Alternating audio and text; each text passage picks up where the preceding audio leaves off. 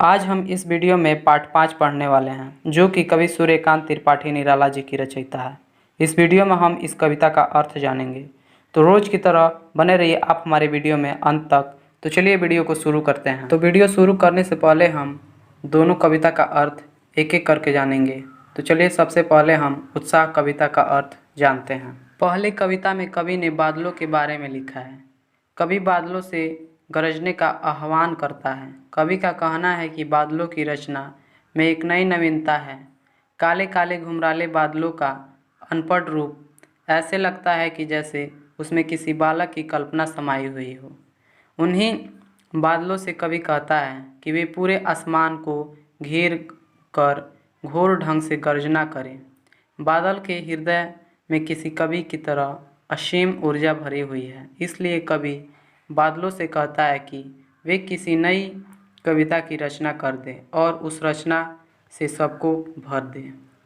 अगले पंक्ति में कवि बादलों को क्रांति का प्रतीक मानते हुए यह कल्पना कर रहे हैं कि वह हमारे सोए हुए पुरुषार्थ को फिर से जगाकर हमें एक नया जीवन प्रदान करेगा, हमें जीने की नई आशा देगा।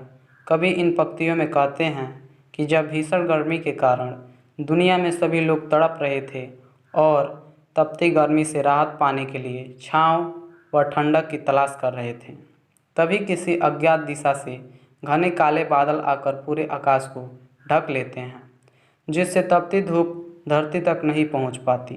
फिर बादल घनघोर वर्षा करके गर्मी से तड़पती धरती की प्यास बुझाकर उसे शीतल ज्यों शांत कर देते हैं।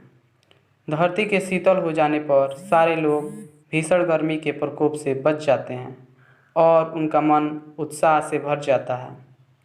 इस पंक्ति में कवि यह संदेश देना चाहते हैं कि जिस तरह धरती की सूख जाने के बाद भी बादल के आने पर नए पौधे उगने लगते हैं, ठीक उसी तरह अगर आप जीवन की कठिनाइयों के आगे हार न मानें और अपने पुरुषार्थ पर भरोसा रखकर कड़ी मेहनत करते रहें, तो आपके जीवन का बगीचा भी दोबारा फल फूल उठेगा।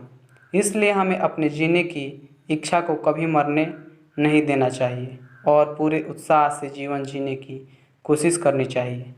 तो पहले पंक्ति में यहीं तक। अब हम अगले पंक्ति का अर्थ जानेंगे। अब हम अट नहीं रही है कविता का अर्थ जानेंगे। इस कविता में कवि ने वसंत ऋतु की सुंदरता का बखान किया है। वसंत ऋतु का आगमन हिंदी के फागुन महीने में होता है। ऐसे में फागुन की आभा इतनी अधिक होती है कि वह कहीं समा भी नहीं पाती है। वसंत जब सांस लेता है तो उसकी खुशबू से हर घर भर उठता है। कभी ऐसा लगता है कि वसंत आसमान में उड़ने के लिए अपने पंख फड़फड़ाता है। कभी उस संदर्भ से अपनी आंखें हटाना चाहता है, लेकिन उसकी आंखें हट नहीं रही है।